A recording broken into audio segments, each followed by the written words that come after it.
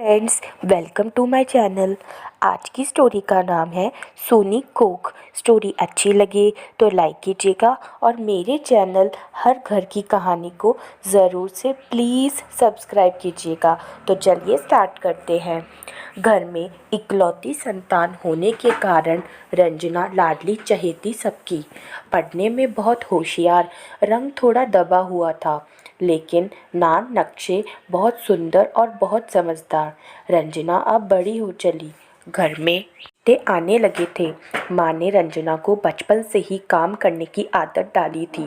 बड़े होते ही पूरा खाना बनाना, कपड़े धोना, घर का काम बहुत ही सुंदर तरीके से करती। मेहमान नवाजी बहुत अच्छी करा लेती थी। आस पड़ोस के लोग भी रंजना का नेचर और उसके काम करने का तरीका जानते थे। कुछ दिनों में ही रंजना की शादी एक बड़े घर में हो गई। दिखने में महेश बहुत ही हैंडसम समझदार था। महेश के घर वाले अच्छे पैसे वाले थे।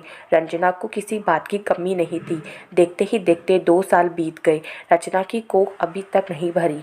जितने भी लोग आते, घर में सभी कहते, बहू की गोद भराई कब कर रही हो। ये सुनकर रचना की सास को बहुत गुस्सा आता था और रंजना को ताने देती रहती थी।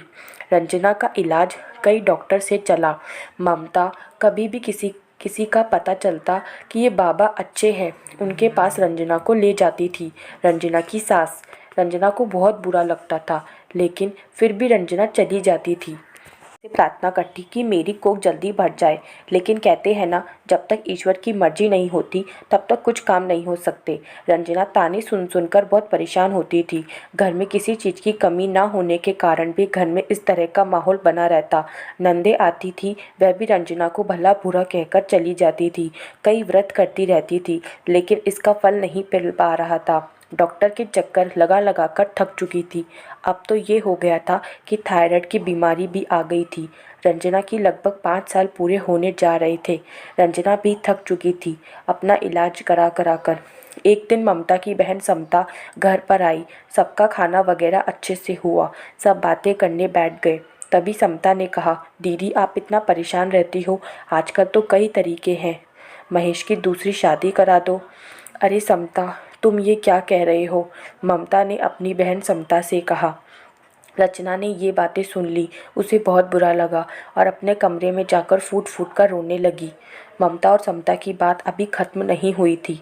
समता ने ममता से कहा, दीदी मेरी पहचान में एक बहुत अच्छी लड़की है, गरीब है लेकिन बहुत अच्छी है, देखने में भी सुंदर है, तुम्हारी बहू से तो कई गुना अच्छी दिखती है, तुम कहो तो बात चलाऊं।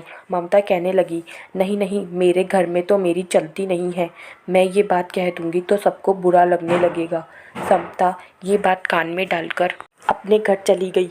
आज रंजना की तबीयत बिल्कुल भी ठीक नहीं रही और दिन भर अपने कमरे में रोती रही, वहीं बैठी रही, लेटी रही। शाम को जब महेश घर पर आया, ममता ने ये बात बहुत तरीके से महेश से बात की। महेश, मैं तुमसे एक बात करना चाहती हूँ, तुम गुस्सा मत होना और शांति से सुनना। मैंने कहा, माँ ऐसी कौन सी बात है जो तुम्हें कहने में इतना देर लग रही है। तभी ममता ने कहा कि देखो, समता मौसी जी आज घर पर आई थी। वह कह रही थी कि उनकी पहचान में एक बहुत सुंदर लड़की है। तुम तो अभी भी बहुत अच्छे दिखते हो, तुम चाहो तो तुम्हारी दूसरी शादी कर देते हैं। ये बात सुनकर महेश को बहुत गुस्सा आया कि माँ तुम ऐसा कैसे सोच सकती हो, क्या किसी के घर में बच्चे नहीं होते हैं। हाँ हो सकता है हमारे बच्चे आने में भी समय लग जाए, तुम इतनी बड़ी बात कैसे सोच सकती हो माँ।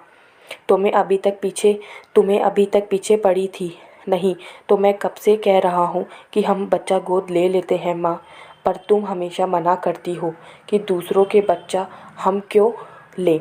महेश ने कहा, माँ तुमने ये बात मेरे से कह दी, लेकिन रंजना से कभी नहीं कहना, वह वैसे ही बहुत दुखी रहती है और देखो ना, कभी उसको चक्कर आते रहते हैं और आजकल उसकी तबीयत भी अच्छे से नहीं रहती है। ये सब कहकर महेश अपने कमरे में चला गया। वहाँ जाकर देखता है कि रंजना बेहोशी की हालत में पड़ी हुई है।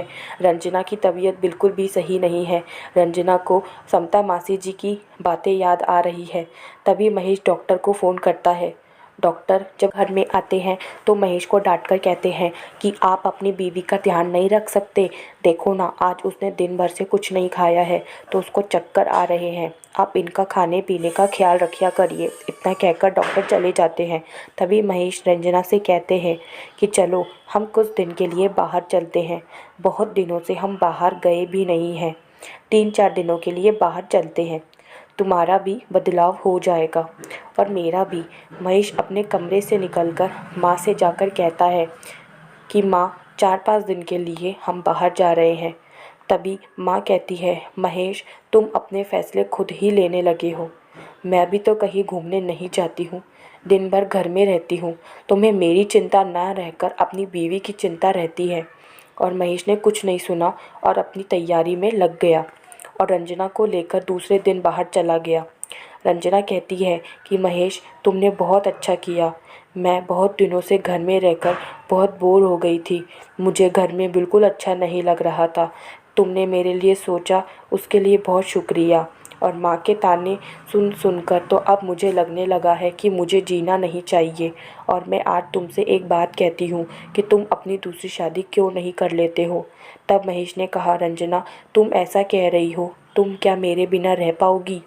रंजना ने कहा, मैं तो नहीं रह पाऊंगी, लेकिन तुम्हारी माँ का सपना तो पूरा हो जाएगा, घर में बच्चा आ जाएगा। तभी महेश ने कह दिया कि तुम आज के बाद ऐसी कोई भी बात मुझसे नहीं करोगी। और कुछ दिनों बाद रंजना को माँ बनने का सुख मिल गया। धीरज का फल आखिर मिल ही गया। रंजना माँ बन गई और उसके गोद में एक छोटा सा बच्चा बेटे के रूप में उसकी गोद में आ गया। तो दोस्तों, आपको हमारी आज की ये कहानी कैसी लगी, आप हमें कमेंट करके ज़रूर बताइएगा। और अगर अभी तक आपने मेरे चैनल हर घर की कहानी को सब्सक्राइब नहीं किया है तो चैनल को सब्सक्राइब ज़रूर कीजिएगा, ताकि आने वाली कहानी की लेटेस्ट अपडेट आपको मिलती रहे।